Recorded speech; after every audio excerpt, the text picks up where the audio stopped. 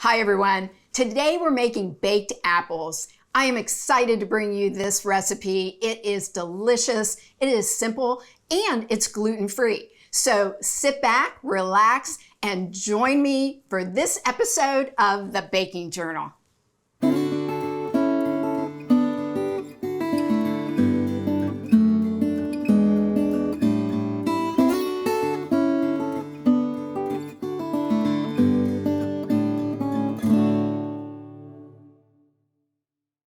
The first step for our baked apples is to make the topping. So what we have here are a heaping, and I mean heaping, half cup of old-fashioned oats into the bowl. We have a half a cup of almond flour, which you could use regular flour if you like, but I just like the little extra flavor that the almond flour gives. So that goes into the bowl. We have a third a cup of brown sugar into the bowl. We have also a heaping third cup of coarsely chopped pecans. You can use walnuts.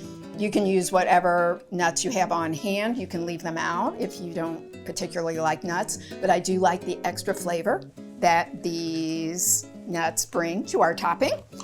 And then we also have in here, we have a half a teaspoon of salt and a half, 3/4 of a teaspoon of cinnamon into the mix. And now I'm just gonna break up our brown sugar here and kind of get everything mixed up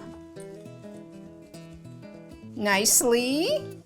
Get some of the lumps out. Just give us a little stir here. And to this mixture, we are adding 4 tablespoons of softened, unsalted butter. And for that, I am just going to add it all into the mixture here, and nothing fancy. But I'm going to remove my ring, sorry guys, and clean hands. And I'm just gonna use my hands to get it all nicely incorporated. You want this topping to be not kind of crumbly. You want it to really kind of mix together. You want it to clump at the end of the day, because that way then you'll be able to put it on top of your apples.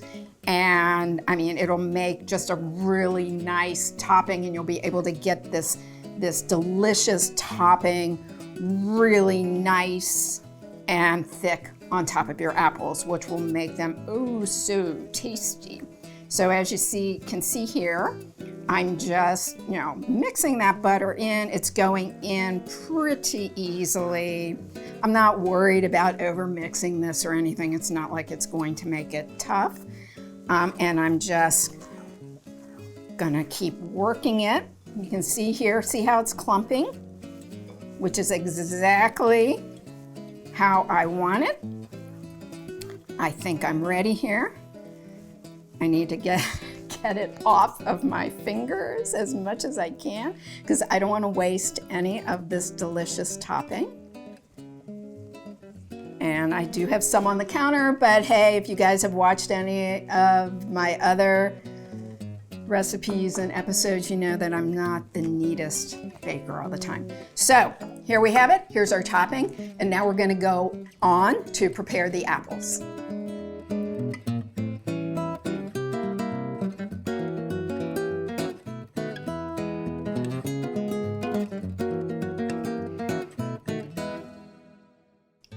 So we've just finished our topping. Now we're going to prepare our apples. I am using, just to show you guys, this smaller pan. You normally would use a larger pan. You'd be able to fit maybe, 4, 5 apples, depending on the size. But because I'm only showing you how to prepare the apples, I've just got this tiny little pan, but these are so delicious that really you are going to want to make as many as you possibly can. The topping, I will tell you, as we made it, will easily make 3 apples, so 6 halves as we are preparing them today. So the first thing we're going to do is just cut our apple in half. And the beauty of these baked apples, we don't have to peel them. We're not really coring them. It's a very simple preparation. So here we have our 2 halves. I am using this little core. It's a melon core. I think it might be a strawberry huller. I'm not really sure, but it's got little teeth on it, which makes it easy to get the middle of the apple out. And all I'm doing here is just basically, making a nice little hole in my apple. The deeper the hole you make, the more topping that you get to put in it. So, I like the topping a lot, runaway seed. So I am pretty generous in my hole, as you can see here. And then I'm just going to make a little V here. Nobody really wants to eat that little end of the stem there. So I'm just gonna make a little V and slice out that top and bottom piece. And I'm going to put it in my pan. And now to keep it from getting too brown before I'm ready to bake this, all I have here is a tablespoon of lemon juice, freshly squeezed. I added some water, and I'm just gonna take a brush, and I am going to brush the inside here. I think I can hold it up so you guys can see. I'm just brushing the exposed surface, the flesh of the apple. It helps it to stay a little less brown while we're preparing the rest of our apples. So let's put that aside here a second and prepare our other half. Again, same thing. I'm just gonna start coring. Get out the seeds, get out the center of the apple that's not very tasty, and try to go as deep as I possibly can so that I can fill it with that delicious topping that we made.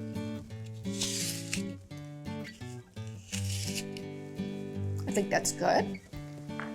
And once again, I'm going to very carefully cut out that V section there. That's not very tasty. Same here. Be very careful, sharp knife. And then we're going to again brush this one with our lemon juice and water. Get it nice and covered. The lemon juice solution really doesn't add a lot of flavor, but it just does help the apple stay a nice color. And now we've got them in our pan.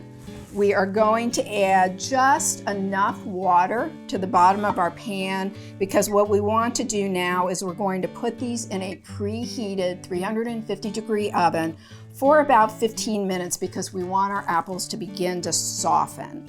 So I just put, you probably can't tell, but I maybe have 1/8 of an inch of water in the bottom of this pan here.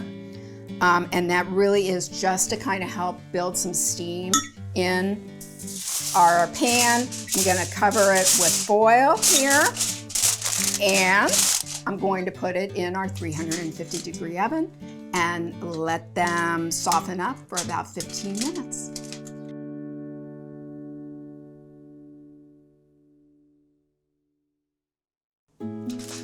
So these have been in the oven now for 15 minutes, and they are now getting soft, not quite there yet, but they are ready for our topping. And I just love to put this topping on with my hands, just like how I mixed it. Nothing fancy here. And that's why I like it to be really clumpy like this. So all I'm gonna do is clump it in my hands and put it on our apples. And I'm gonna spread it all the way around, as you can see here. And I like to get as much topping as I possibly can on each apple. I'm holding back just a little bit because I want to make sure that each apple gets as much as I possibly can give it. I don't want to short any of my little apples here. And you know what? I mean, apples are just such an awesome dessert. I mean, you can really get wonderful tasting apples almost any time of the year. I know we think of apples as like a fall dessert, but honestly, I mean, it can be a delicious anytime dessert. And the other beauty, especially of these apples, I mean, they can be a dessert, they can be for breakfast, and you don't have to feel guilty. They can be a snack, they can be for any time.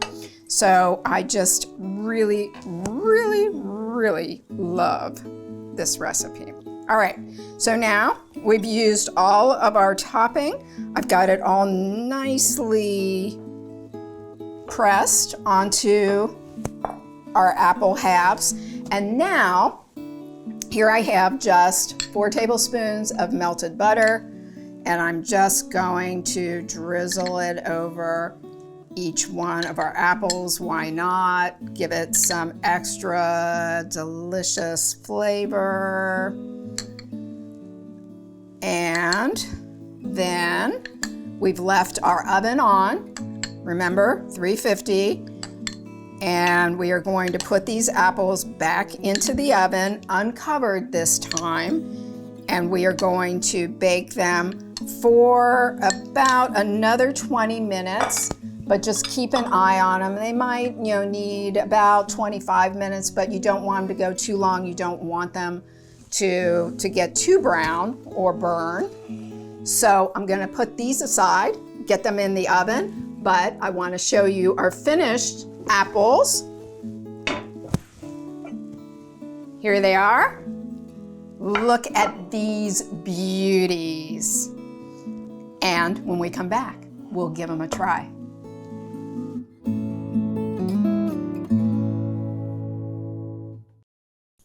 So here we have our beautiful baked apple, and we're gonna give it a taste. But before we do, we're gonna add a little bit of this delicious whipped crème fraîche. I've added a little bit of vanilla bean to it and some extra heavy cream, whipped it up. Just gonna add a little dollop to the top of our baked apple and give it a try. Let's see here. All right. How do I dig in and get every bit of taste? And as you can see, you guys, it's soft, but it's, not mushy soft here. And I'm just gonna take a bite here. I wanna get every little bit, as much as I can, of that delicious topping.